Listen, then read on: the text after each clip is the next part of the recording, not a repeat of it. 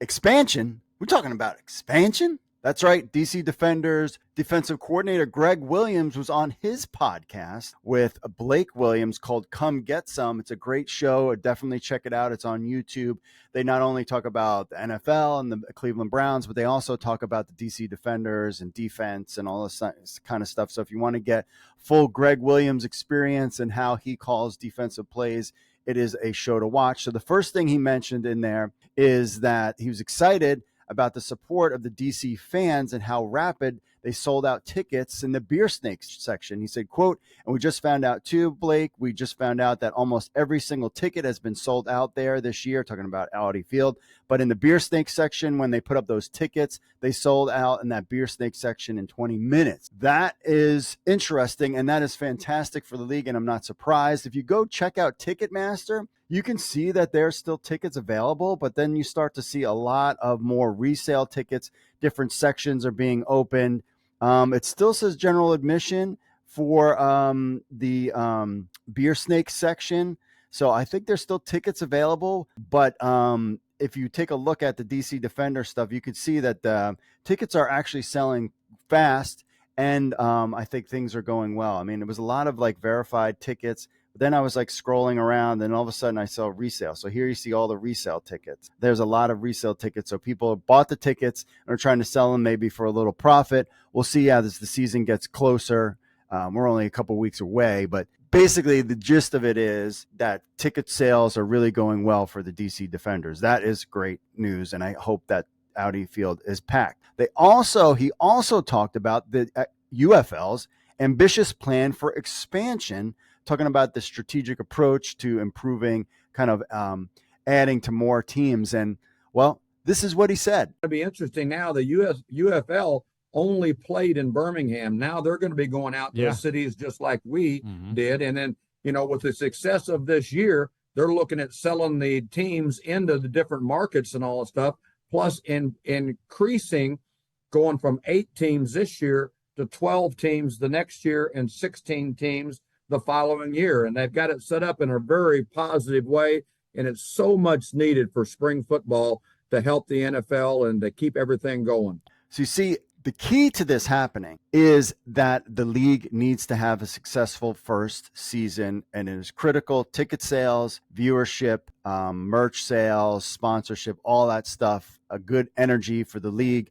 I think they can move in the right directions. That's why they only start at 8 markets in the beginning. My sources have told me that there have been talks with potential ownerships. Clearly, the Memphis Showboats and the FedEx guy, I don't remember his name, he was the one that brought the Memphis Showboats back after, remember, they had the Tampa Bay Bandits.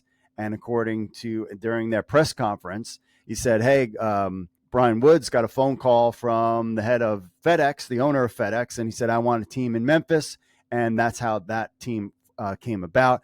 Also hearing that there could be something with the Michigan Panthers, and that's why they're kind of existing. They're struggling with their ticket sales right now. Not really sure what's going on with their teams. They were kind of late to the game.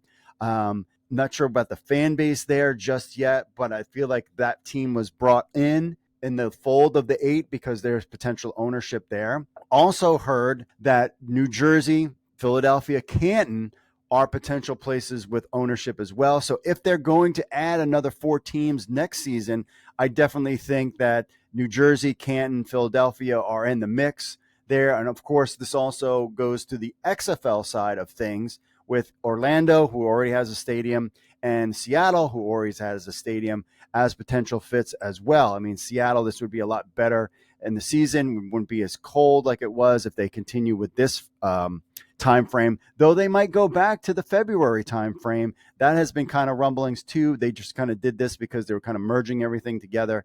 I think this is going to be a sign. Maybe they go back to that. And then you have Orlando, their Camping World Stadium. They're getting upgrades to that stadium. So that would be a place. Of course, Danny Garcia is involved and she lives in the Orlando area. So that was kind of her team.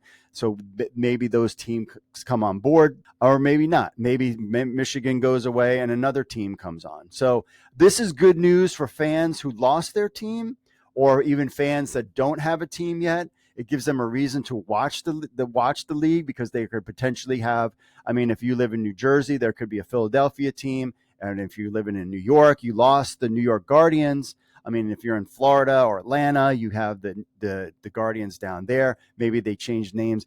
Everything, no matter what he says. So not only would teams come in 2025, but then it would be 16 teams in 2026. That is their plan. But that, again, is all contingent on this season and how it goes and how you guys support the league and how you guys get the word out there. So it's up to us. It's the super fans that have been following this for a long time.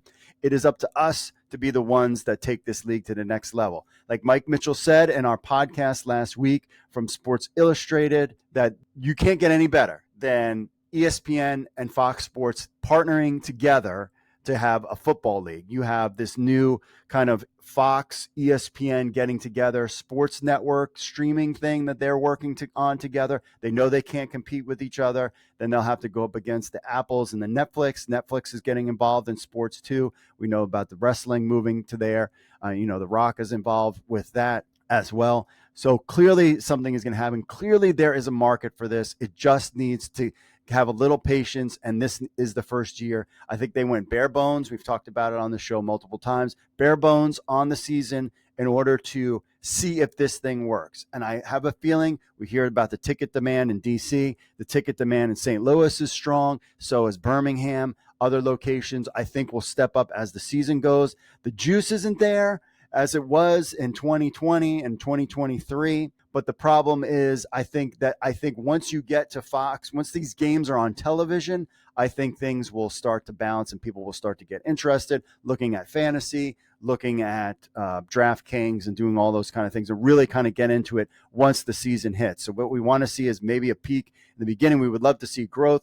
We hopefully will get TV numbers. That's all kind of been wonky, but stadium numbers, and we'll see what kind of data we get out of this. But this is a great sign that they're already talking about it. But again, everything contingents on how this season goes. So if you're a fan or want to be a fan of the league, get in now, because you could have a home location in the next year or two.